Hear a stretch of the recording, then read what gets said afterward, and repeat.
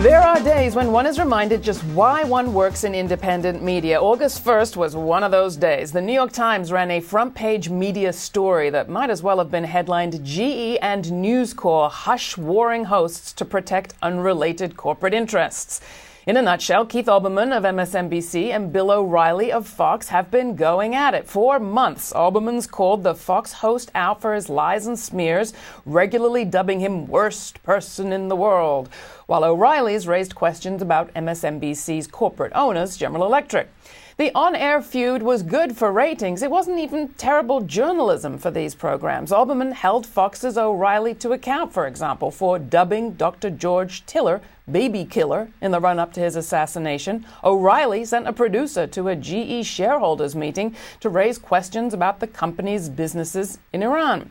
But it was perceived as a potential threat to other corporate interests. And so it was that sometime this May, the chairman of General Electric, which owns MSNBC, and Rupert Murdoch, the chairman of News Corp, which owns Fox, were brought into a summit meeting for CEOs where Charlie Rose played peacemaker, said one General Electric employee quoted by the New York Times. Calling the two into line meant, quote, fewer headaches on the corporate side.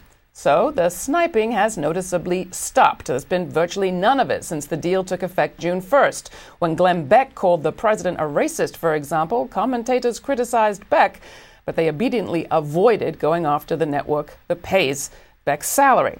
It's just another reminder, while we don't see stinging reporting, say, of General Electric's investment in the weapons trade or healthcare business or News Corp's dealings with the Chinese government.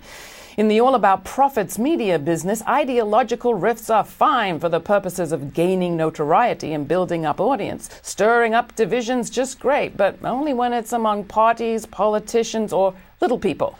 Go after business interests, and that's another story. The same media moguls who profit off our social divides believe in business unity. Making independent media is tough. It's hard to fund, and it's tempting to think there must be a better way. Wouldn't it be easier if some corporation paid the bills out there? Not exactly. That's all we have time for today. You'll find everything you've seen on this show at our website, GRITtv.org. There's a place to comment on every story. While you're there, join our mailing list so we can let you know what's coming up on the program, and subscribe to our video or audio podcast. We also have a Twitter feed. Just follow GRITtv on Twitter, and please become a supporter. We are broadcasting commercial-free, no corporate backer, all across the United States on Free Speech TV, Dish Network Channel 9415, and you can ask for us on your cable or your public television station. Don't forget, turn your friends on to our program. Thanks for watching.